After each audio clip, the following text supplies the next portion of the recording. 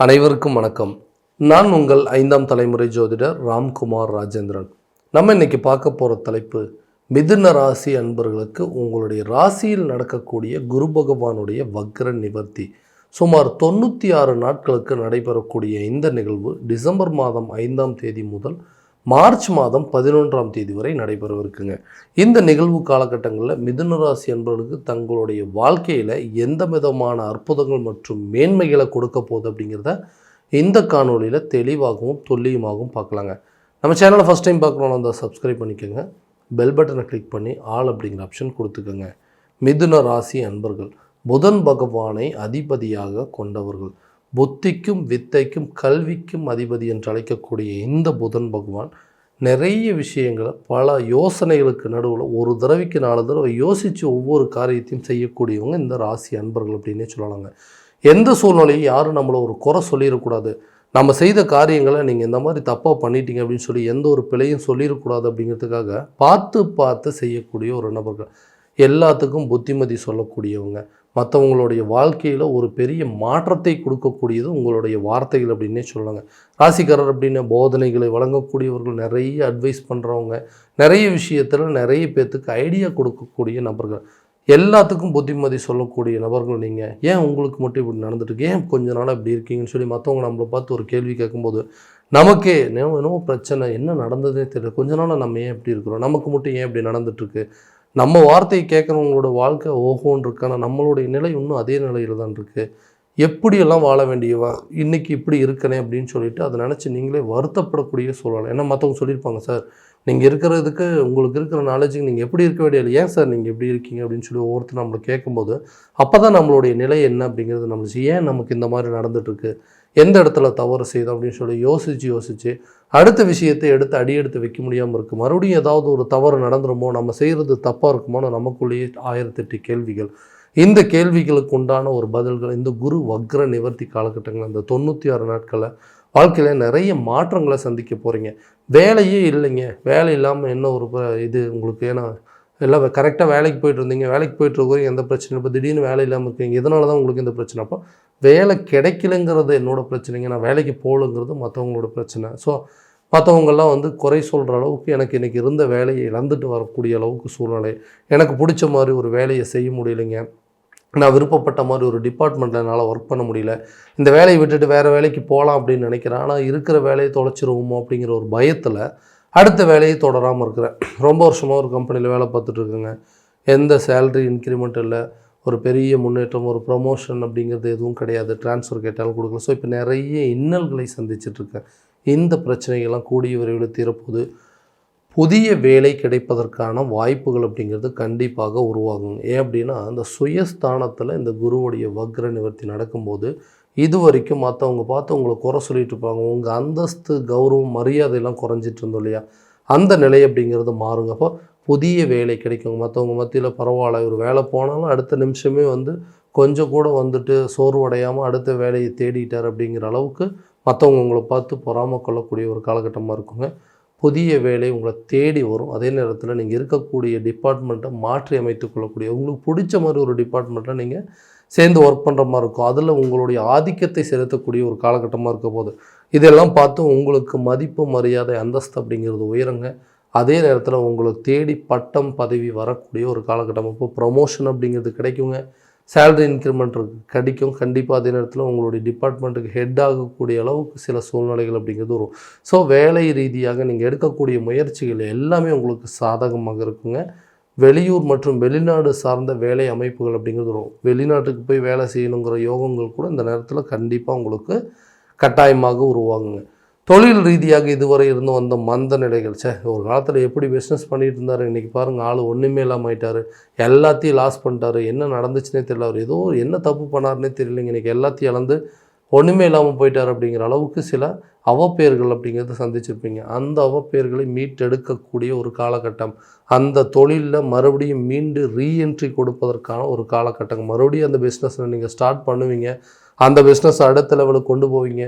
இது வரைக்கும் உங்களை பார்த்து ஏளனமாக பேசுனவங்களாம் பரவாயில்ல, இவர் நொடிஞ்சு போயிட்டார், அவ்வளோதான் முடிஞ்சு போயிட்டாருன்னு நினச்சாலும் மறுபடியும் மீண்டு எந்திரிச்சு அதே வேகத்தில் இன்றைக்கி மறுபடியும் சாதனை பண்ணி காட்டிட்டார் அப்படின்னு சொல்கிற அளவுக்கு நிறைய பேர் புகழை சந்திக்கக்கூடிய ஒரு காலகட்டமாக இருக்குது பாப்பா. தொழிலில் நல்ல லாபம் இருக்குங்க, பெரிய முன்னேற்றம் இருக்கும். இதுவரை இருந்த அந்த மந்த நிலைகள் அப்படிங்கிறது அகலங்க.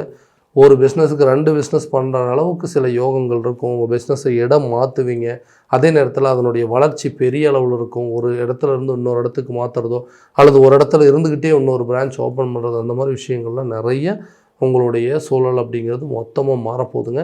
ஸோ ஏற்றுமதி மற்றும் இறக்குமதி சார்ந்தது, வெளியூர் மற்றும் வெளிநாடு பயணங்கள், இது எல்லாமே இந்த தொழில் ரீதியாக நீங்கள் பண்ணக்கூடிய ஒரு காலகட்டமாக இருக்க போது. ஸோ மறுபடியும் பெரிய அளவில் நீங்கள் ரீச் ஆக போகிறீங்க. அது கண்டிப்பாக கூடிய விரைவில் இந்த 96 நாட்களுக்குள்ளேயே உங்களுக்கு நடக்குங்க. யாரெல்லாம் உங்களை பார்த்து ஏளனமாக பேசுனாங்களோ அவங்களே மூக்கு மேலே விரலை வச்சு பரவாயில்ல இவர் சாதித்து காட்டிட்டார் அப்படின்னு சொல்கிற அளவுக்கு கட்டாயமாக இருக்குங்க. நீண்ட நாட்களாக திருமணம் ஆகாத நபர்களுக்கு கல்யாணம் ஒன்று தான்ப்பா இந்த தம்பி, இவருக்கு வந்து ஒரு பெரிய பிரச்சனை, கல்யாணம் மட்டும் காலகாலத்தில் ஆயிருந்ததுன்னா இன்றைக்கி அவர் இருக்கக்கூடிய லெவலே வேறன்னு சொல்லி எல்லாருமே மற்றவங்க மத்தியில் உங்களுக்கு இருக்கிற ஒரு குறையை மட்டுமே பேசிகிட்டு இருப்பாங்க. அந்த குறைபாடுகள் நீங்கள் கூடிய விரைவில் உங்களுக்கு திருமணம் சார்ந்த யோகங்கள் அப்படிங்கிறது இருக்கும். ஏன்னா நான் வந்து ஒரு லைஃப் நான் வந்து ஆசைப்பட்ட ஒரு வாழ்க்கைங்க, இந்த லைஃப்பு தான் நான் வாழணும், இந்த பொண்ணை தான் திருமணம் பண்ணணும், இந்த பையனை தான் பண்ணணும் அப்படின்னு சொல்லி ரொம்ப ஆசைப்பட்டேங்க. எல்லாமே நல்லபடியாக இருந்தால் திடீர்னு நடக்காமல் போயிடுச்சு. அதிலேருந்து மீண்டு வந்து இன்றைக்கி எனக்கு தேடி வரக்கூடிய வாழ்க்கையோட நான் தேடி போகிற வாழ்க்கையோ நான் நினச்ச மாதிரி இருக்கும் அப்படின்னு ஆசைப்படக்கூடியவங்களுக்கு அது கரெக்டான விதத்தில் அமையலையே அப்படிங்கிறது ஒரு பெரிய வருத்தங்க. அந்த நிலைகள் மாறும். கூடிய விரைவில் உங்களுக்கு திருமணம் சார்ந்த யோகங்கள் அப்படிங்கிறது இருக்கும். உங்களுக்கு பிடிச்ச மாதிரி, உங்களுக்கு மனசுக்கு பிடிச்ச மாதிரி ஒரு மன வாழ்க்கை அப்படிங்கிறது கட்டாயமாக கூடிய சீக்கிரத்தை ஏற்படும். ஏன்னா இந்த திருமணத்தை ஏதாவது ஒரு விதத்தை தடுக்கணும், சுற்றி இருக்கக்கூடிய உறவினர்கள் மூலமாக சில தடைகள், சொந்த பந்தங்கள் ஏதாவது ஒரு இல்லாதும் பொல்லாதுன்னு சொல்லி எனக்கு வரக்கூடிய வரன்களை தடுத்துட்ருக்காங்க. நண்பர்கள் மத்தியிலையும் தேவையில்லாத என்னை பற்றி கெட்ட பேர் அப்படிங்கிறத ஒன்று உருவாக்கி அது மூலமாக சில தடை. ஸோ இந்த எதிர்ப்புகள், பகைகள் எல்லாமே உங்களை விட்டு விலகும். உங்கள் மேலே ஒரு மதிப்பு மரியாதை கூடுங்க. கண்டிப்பாக உங்களுக்கு வந்து ஒரு பெண் கொடுக்கறதுக்கோ அல்லது ஒரு மணமகனை கொடுக்கறதுக்கோ கட்டாயமாக இந்த காலகட்டங்களில் நல்ல ஒரு சூழல் அப்படிங்கிறது நீங்கள் நினச்ச மாதிரி ஒரு திருமணம் அப்படிங்கிறது நடக்கும். நீண்ட நாட்களாக பிரிந்து வாழக்கூடிய தம்பதியினர் ஒன்று சேரக்கூடிய ஒரு காலகட்டங்கள், பிரிந்த காதலர்கள் கூட ஒன்று சேரக்கூடிய ஒரு தருணமாக இருக்குது. பார்த்தீங்கன்னா எங்களுக்குள்ளே எந்த பிரச்சனையுமே இல்லைங்க, சம்மந்தமே இல்லாமல் என்ன நடந்தது அப்படின்னே தெரில. நல்லா போயிட்டு இருந்தது எங்கள் லைஃபு, நல்லா வந்து லவ் பண்ணிகிட்டு இருந்தாங்க. ஓகே, அடுத்த லெவலில் வந்து மேரேஜ் பண்ணிக்கலாம் அப்படிங்கிற அளவுக்கு இருந்தோம். என்ன நடந்ததுன்னு சம்மந்தமே இல்லாத ஒரு சில பிரச்சனைகள் நல்லா போயிட்டு இருந்தது. திடீர்னு ஒரு காலகட்டங்களில் ஆட்டோமேட்டிக்காக அவங்க மனசில் யார் வந்து என்ன சொல்லி வந்து தேவையில்லாமல் கெடுத்து விட்டாங்களோ அது 3ஆம் நபர்களுடைய தலையீடுகள் வந்தது.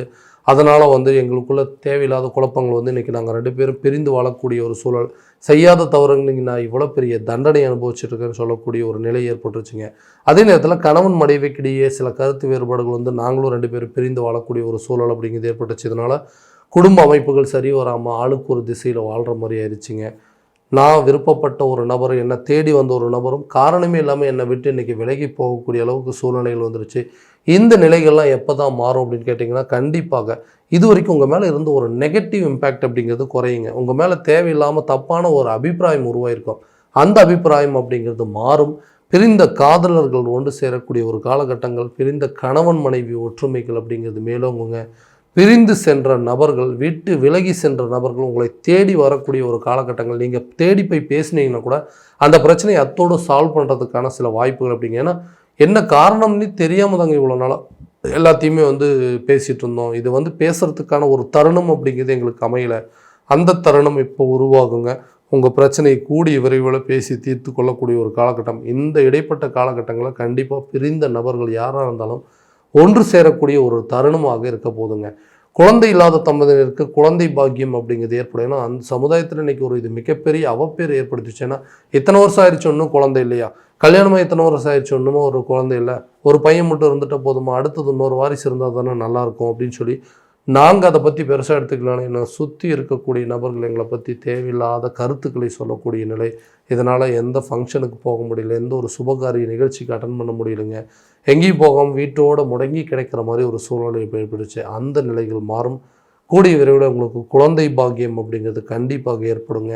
எந்த இடத்துல உங்களுக்கு கௌரவ குறைச்சல் ஏற்படுச்சோ அந்த இடத்துல இந்த குழந்தை பிறக்கக்கூடிய காலகட்டங்களில் உங்களுடைய மதிப்பு, மரியாதை, கௌரவம், அந்தஸ்து உயர்த்தி கொள்ளக்கூடிய ஒரு காலகட்டமாக இருக்க போதுங்க.